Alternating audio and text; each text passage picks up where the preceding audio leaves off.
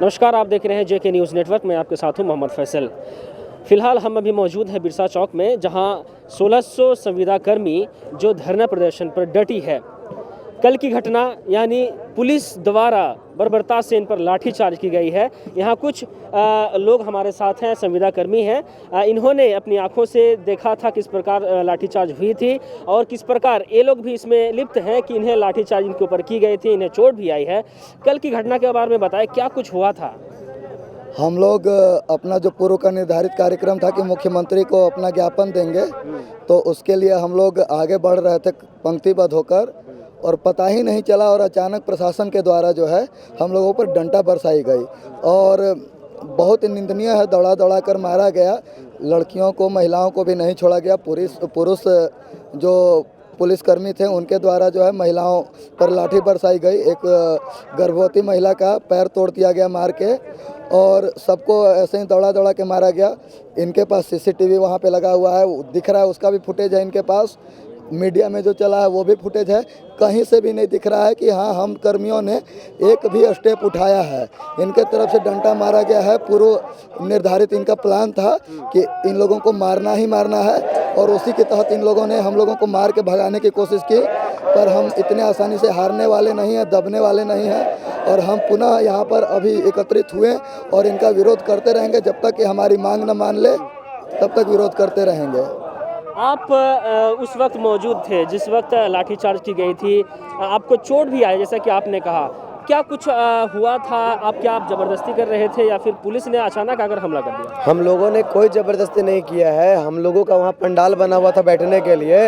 हम लोग सिर्फ खड़ा हुए कि कतारबद्ध होकर हम लोग को जाना है। कतार में हम खुद लगाने में थे कि सारे लोग लाइन में लगे ताकि यातायात बाधित ना हो। लेकिन इसी बीच लाठी अचानक ऐसा चलना स्टार्ट हुआ कि किसी को समझ में नहीं आया कि आखिर ऐसा क्या हो गया कि लाठीचार्ज करना पड़ गया। दूसरी बात कि हम लोग ये सोच रहे हैं कि लाठीचार्ज, हम ये जानते हैं कि हमारी सरकार, पुलिस प्रशासन पहले से तैयारी में थी, क्योंकि ये एम्बुलेंस देख रहे जो खड़ी है, पहले खड़ी नहीं होती थी।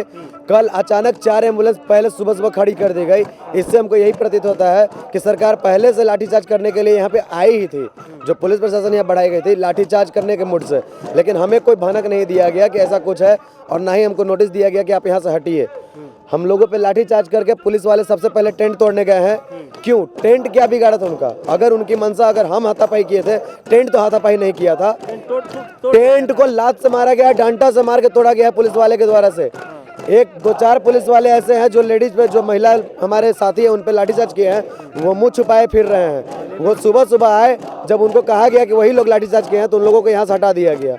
और पुलिस वाले ऐसे हैं कि उनके अगर आदेश अगर दिया गया है लाठीचार्ज करे, पैर पे करे, कमर से नीचे करे, वो लोग माँ बहन की गाली दे दे के मारे हैं, और माथा पे मारे हैं, कंधे पे मारे हैं, पीठ पे मारे हैं। ये कहाँ की तरीका था? कौन इनको आदेश दिया? मजिस्ट्रेट अलग छुप गए हैं। जिस समय से लाठीचार्ज हुआ है मजिस्ट्रेट साहब एकदम दिख नहीं रहे। आखिर ऐसा उनको क्या ऐसा काम करने की जरूरत है कि मुँह छुपाने की जरूरत पड़ रही है? सरकार में रह करके मुँह छुपाने वाली काम क्यों करते हैं? ये जो इंसान है, इनका पैर में चोट आई है, लंगड़ा के चल रहे हैं और हाँ, सूजन भी हो गया है। क्या कुछ आप जब मुख्यमंत्री के आवास की तरफ बढ़ रहे थे, अचानक पुलिस का हमला, क्या कुछ आप उस समय आप देखे? उस समय हम लोग कुछ नहीं किए थे। अपना ज्ञापन सौंपने के लिए जैसे ही चले, प्रशासन अचानक हमला किया। उसके बाद कितने लोग के मारा वो तो है, हमको पैर में मारा गया। उसके बाद पैर से पैर पे चढ़ के किया गया प्रशासन के द्वारा।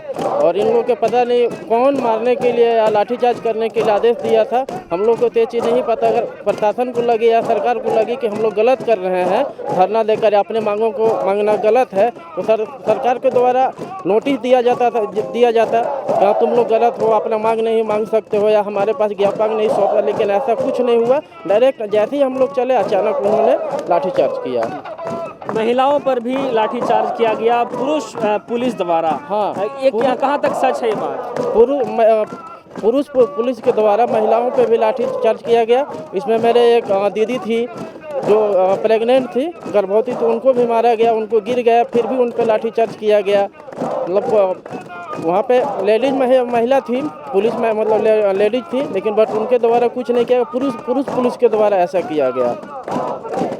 चलिए, आप देख सकते हैं किस प्रकार यहाँ 1600 संविदा कर्मी जो 14वें वित्त आयोग के कॉन्ट्रैक्ट बेसिस पर काम कर रहे थे, इनकी नियुक्ति 2016 में हुई थी और यह 4 साल अपनी सेवा देने के बाद अब सरकार से अपनी मांगे रख रहे हैं कि 4 साल के बाद इनकी अवधि समाप्त हो जाती है, फिर अचानक 3 महीने की अवधि बढ़ाई जाती है, उसके बाद फिर 6 महीने की, यानी दिसंबर 2020 तक इनकी अवधि रहती है, उसके बाद इसकी अवधि ख़त्म हो जाती है। अब इनकी सरकार से पहले बातचीत हो चुकी थी कि इनकी अवधि को बढ़ाया जाएगा, चूँकि सेंट्रल गवर्नमेंट से इनकी उस तरह की कोई गाइडलाइंस नहीं आई थी, लेकिन अब गाइडलाइंस के बावजूद भी इनकी अवधि को नहीं बढ़ाया जा रहा है।